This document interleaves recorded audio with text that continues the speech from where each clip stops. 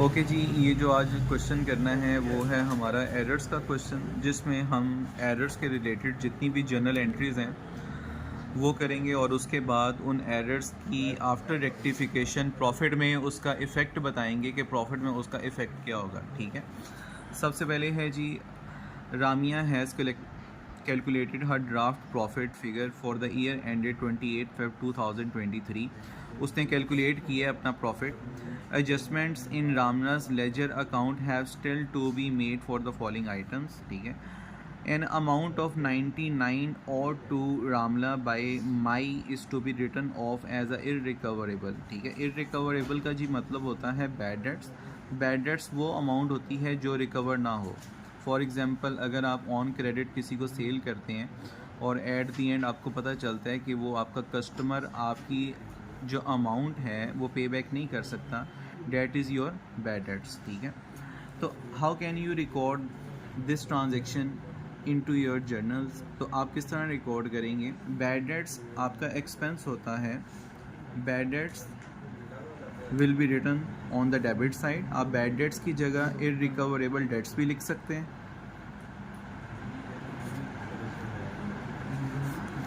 Bad debts या irrecoverable debts will be written on the debit side. Amount है आपके पास 99 और क्रेडिट में आपके पास आ जाएगा आपके कस्टमर का नेम, कि आपके कस्टमर का क्या नेम है।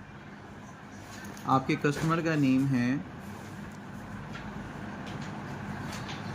रामला। ठीक है, तो bad debts to Ramla will be your journal entry. ठीक है, सेकंड है fixtures and fitting 875 was purchased on credit from Partma. ठीक है, तो आप फिक्चर्स एंड फिटिंग परचेज कर रहे हैं। Fixtures and fitting is your asset. Fixtures and fittings ये आपका एसेट है और एसेट्स जब भी आप परचेज करते हैं will be return on the debit side. 875 से आपका एसेट इंक्रीज़ हो रहा है और आप ऑन क्रेडिट परचेज कर रहे हैं, तो Partma will be return on the credit side, क्योंकि ये आपकी लाइबिलिटी इंक्रीज़ हो रही है, आपने इसकी पेमेंट नहीं की। तो ये है 875 will be return on the credit side. ठीक है, तो entry will be fixtures and fitting to Partma. A loan repayment 500 had incorrectly recorded as a loan interest. अब ये है एरर के रिलेटेड क्वेश्चन। आपने लोन की रीपेमेंट करनी थी, मींस कि आपका कैश क्रेडिट में आना चाहिए। आप लोन रीपे कर रहे हो, अगर आपने बैंक से या कहीं से भी लोन लिया है तो आप उसकी रीपेमेंट कर रहे हैं, तो 500 एज अ कैश क्रेडिट आना चाहिए, लेकिन by mistake had been incorrectly recorded as a loan interest, और लोन इंटरेस्ट आपका एक्सपेंस है, आपने उसको डेबिट में रिकॉर्ड किया है। इसके रिलेटेड हम कॉलम्स बनाएंगे, 3 columns. First one correct entry, incorrect entry and then rectification. देखें, अगर आपने लोन रीपे किया है तो cash will be return on the credit side, cash आपका क्रेडिट में आएगा, और loan as a liability decrease होगी है तो वो डेबिट में लिखी जाएगी। ठीक है, इनकरेक्शन आपकी क्या हुई है, ये आपकी करेक्ट एंट्री होनी चाहिए थी, but you have done this. आपने इनकरेक्ट क्या किया है, आपने लोन इंटरेस्ट को डेबिट कर दिए।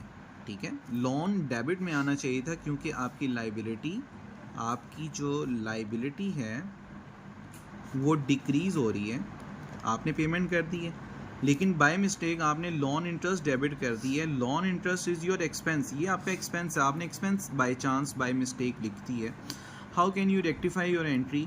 व्हाट शुड बी डेबिटेड, क्या डेबिट होना चाहिए। लोन शुड बी डेबिटेड, क्योंकि ये आपकी लाइबिलिटी थी, ये डिक्रीज़ हो गई है, इसको डेबिट होना चाहिए था, लेकिन ये आपने डेबिट नहीं किया था, आपने डेबिट कर दिया था लोन इंटरेस्ट।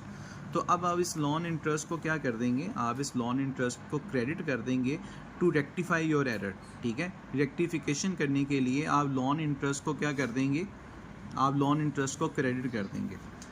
नेक्स्ट है जी आपके पास, इस एंट्री को हम रिकॉर्ड कर लेते हैं। अब रेक्टिफिकेशन की जो एंट्री होती है वो हमारे जर्नल्स में रिकॉर्ड होती है। तो loan to loan interest would be your journal entry, loan debit and loan interest would be credited and the amount would be 500. Next है आपके पास rent paid 350 had been recorded as 530। अब आपने rent basically is your expense account, expense था 350 का लेकिन आपने record किया है 530। ये है आपके पास ओवरकास्ट, आपने अपनी वैल्यू को ज़्यादा रिकॉर्ड किया है बाय मिस्टेक, ठीक है। अब देखें दोबारा उसी फॉर्मेट की तरफ मूव करते हैं, correct entry, incorrect entry and how can you rectify your error. What should be the correct entry? Simply rent is your expense, तो एक्सपेंसेस आपको पता है डेबिट में रिकॉर्ड होते हैं, रेंट टू कैश आपकी एंट्री आनी चाहिए थी, लेकिन आपने अमाउंट लिखनी थी 350 लेकिन बाय मिस्टेक आपने अमाउंट ओवरकास्ट कर दी है 530 से, ठीक है। आपने अपनी अमाउंट 530 से ओवरकास्ट कर दी है। जब भी ओवरकास्ट की जाएगी अमाउंट तो आपकी जो अकाउंट की साइड होगी वो चेंज की जाएगी, ठीक है। आप अपनी अकाउंट की साइड को रिवर्स करेंगे to rectify your overcast amount, ठीक है, क्योंकि आपने ज़्यादा रिकॉर्ड कर दी है। अब आपने ज़्यादा रिकॉर्ड की है तो अपनी जर्नल एंट्री ठीक करने के लिए आप उसको दोबारा रिवर्स करेंगे ताकि जो एक्स्ट्रा अमाउंट आपने लिखी है वो निल हो जाए, ठीक है।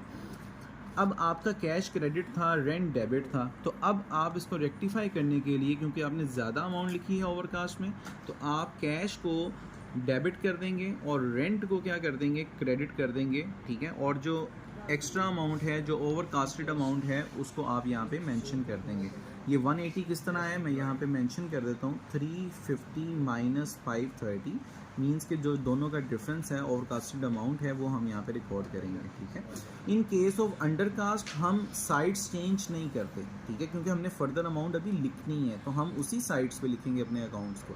लेकिन जब हम ओवरकास्ट कर देंगे जैसे इस केस में है, तो ओवरकास्ट के केस में हम उसकी साइड्स को चेंज करेंगे, ठीक है।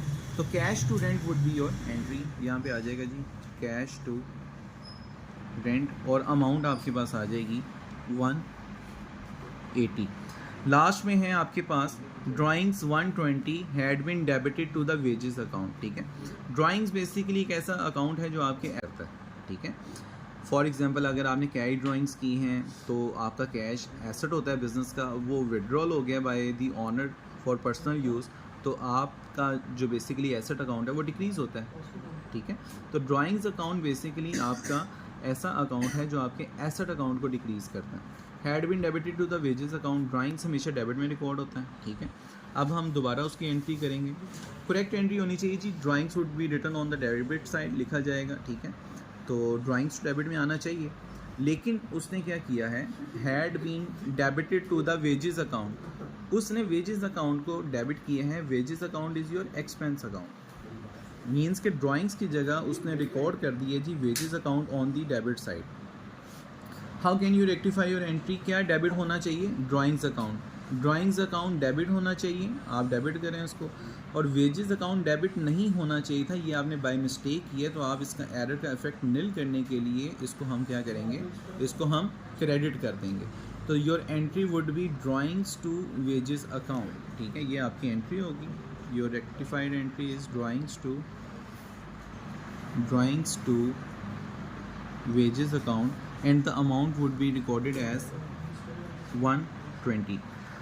अब हम देखते हैं जी इन ट्रांजैक्शंस का आपके प्रॉफिट में क्या इफ़ेक्ट पड़ता है। अब ये है आपका प्रॉफिट।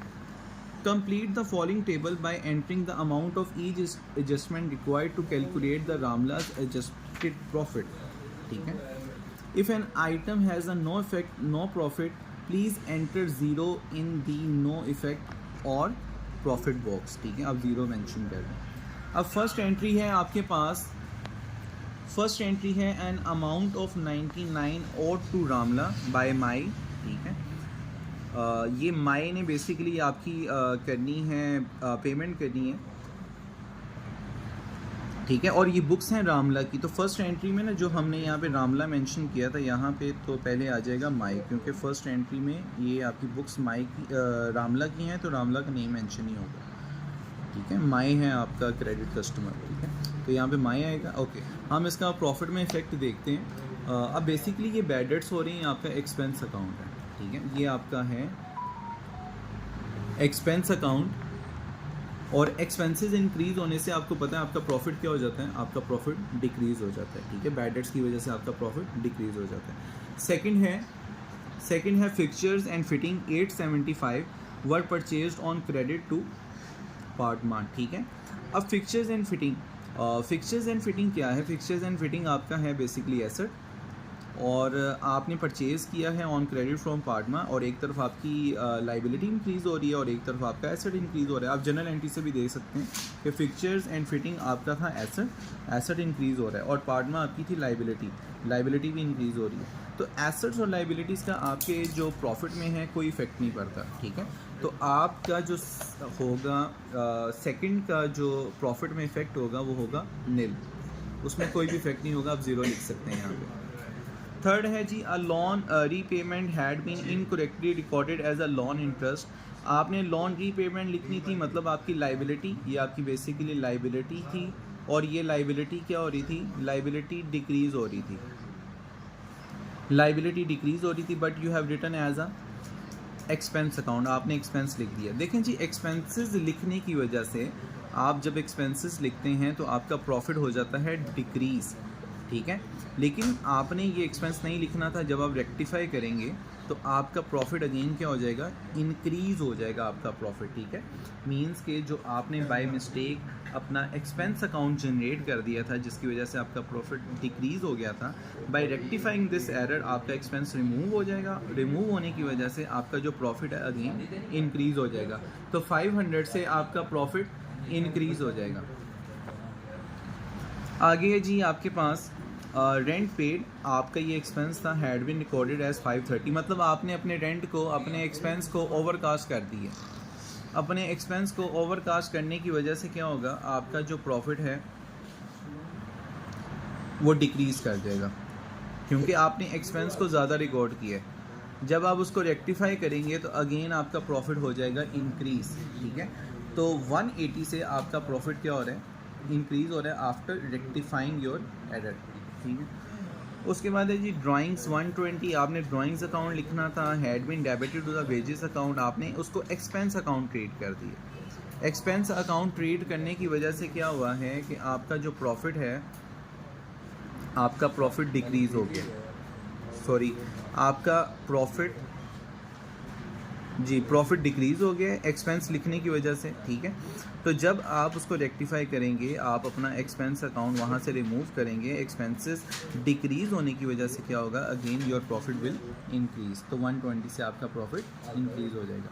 ये आपकी इंक्रीज़ प्रॉफिट की जो वैल्यू है वो 800 है, और जो वैल्यू आपकी जो ट्रांजेक्शन आपकी प्रॉफिट को डिक्रीज़ करी, डेट इज़ 99, ठीक है। तो आप अपने प्रॉफिट में 800 ऐड करेंगे और माइनस करेंगे 99, तो ये आपका रिवाइज प्रॉफिट आ जाएगा, एडजस्टेड प्रॉफिट आ जाएगा, ठीक है।